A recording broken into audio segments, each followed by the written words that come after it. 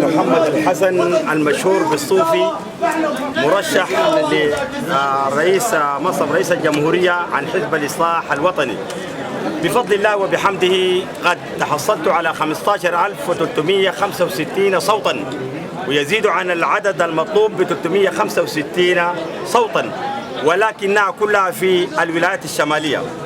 إما بالولايات الجنوبية فلم نتمكن في إحضار الأصوات نسبة للأحراش ونسبة لمشاكل لاقيناها، وبعض مندوبين قد احتغلوا وهددوا، وقد قدمنا كل هذه الشكاوى إلى المفوضية القومية للانتخابات، ولقد طالبنا منهم بأن يمدوا هذه الفترة حتى نتمكن من إخراج الذين أودعوا في السجن، وحتى نحاول أن نتحدث مع حكومة الجنوب ويتحدثوا عنا نيابة عنا فيما يخص حزبنا حتى نشارك في هذا العمل الديمقراطي التحول.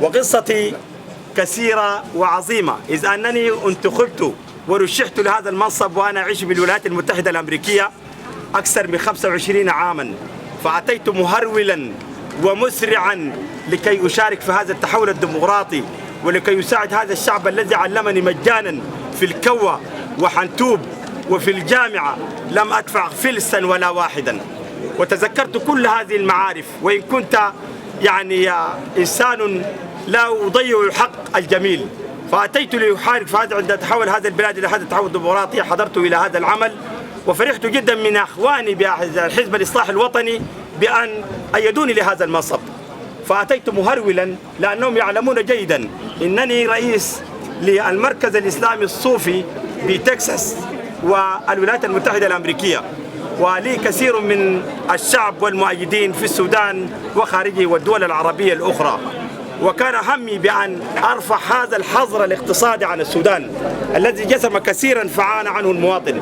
هذا كان هو هم الوحيد، ولكن فوجئت أن حزب الإصلاح الوطني لم يقف معي، إذ أنه قدمني ورشحني للرئاسة.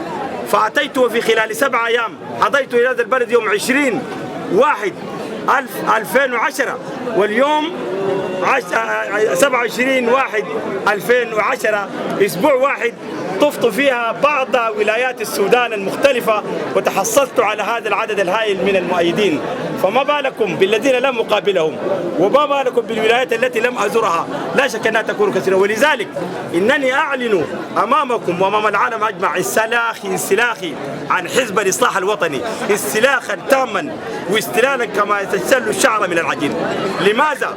لأنني قد قمت بهذا العمل وحدي، لم أجد منهم أحدا، حتى آخر لحظة طالبوا مني أن أذهب إلى مفوضية الخرطوم لأحضر الذين زكوني بنفسي، وكانت الساعة 5:30 مساء.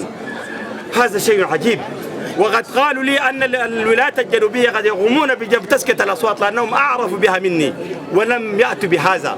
وقالوا لي أن هنالك في بانتيو هنالك بعض الأصوات قد ختمت وهي في طريقها بالطائرة، وكنت أريد أن أحقق، لكن لا أدري هل هي اللعبات السياسية، لا أدري أن هناك شيء قد طبخ من خلفي، لا أدري أن قد كما يقول المثل ريسوه وتيسوه، ولكن وبفضل الله وسبحانه وتعالى أنا ليس بطامع في سلطة، بقدر ما أنني طامع في أن أساعد هذا الشعب، بقدر ما طامع في أنني نثبت للعالم أن هذا البلد فيه ديمقراطية، ليعرف العالم أجمع. والله لم أجد مضايقة في كل الولايات التي ذهبت إليها في الولايات الشمالية، ولكن مندوبين في الأقاليم الجنوبية ذكروا وأرسلوا إلينا الفاكسات بأن هنالك مضايقات كثيرة قد حصلت لهم في تلك الولايات الجنوبية. ولذلك أنا أقدم استقالتي واستلاقي، وإن شاء الله الإخوة الحاضرون من الصحف سأعمل لهم مؤتمرا صحفيا بأحد الفنادق إن شاء الله، وأدعوهم ليعرفوا الكثير والمزيد.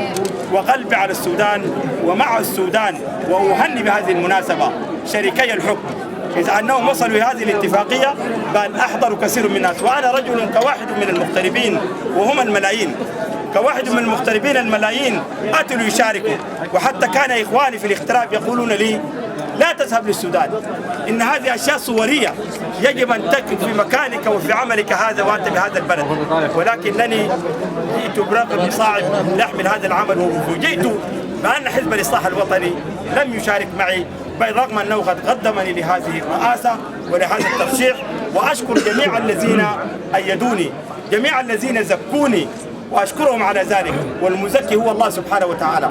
وأشكركم جميعا وأشكر جميع هؤلاء الحاضرين، وأتمنى لكم حرية الصحافة والأقلام وعدم السيطرة على أي شخص. وكنت أود بأن يلد الإنسان حرا كما الله سبحانه وتعالى خلق ذلك، كما قال عمر الخطاب: وتستعبدتم الناس وقد ولدتهم أمهاتهم أحرارا. فلذلك أتمنى لكم جميعا فأن تعيشوا فعلا حرية الكلمة وحرية الصحافة، بالرغم من أني أيضا أتكلم عن الصحافة. قد عملت معها بعض اللقاءات يومين أمس وباليوم، ولكن لم أرى صحيفة واحدة قد أظهرت شكوتي، ولا واحدة حقيقة. كنت أطلع عليها حرفا حرفا بالرغم من العمل المجهد، ولكن لم أرى إلا صحيفة واحدة، الخرطوم مونيتور in English language. That is the one she was published for me. لكن ما في ولا صحافة واحدة يعني من الصحف السودانية قد نشرت شكواي، وقد قابلتهم هنا في هذا المكان في اليومين الماضيين. ولذلك أتمنى لكم جميعا، وأنا أعتقد موقف الآن أنا كنت مرشح عن حزب الإصلاح الوطني، وموقف الآن أنني أنسلخ عن حزب الإصلاح الوطني وأنسلخ عن الترشيح. قد سويت عن الترشيح أيضا. نعم استحقت. فهذا هو يعني ما أحب أن نريده ونقوله، وأستودعكم حتى نراكم مرة أخرى في لحظات أخرى. السلام عليكم.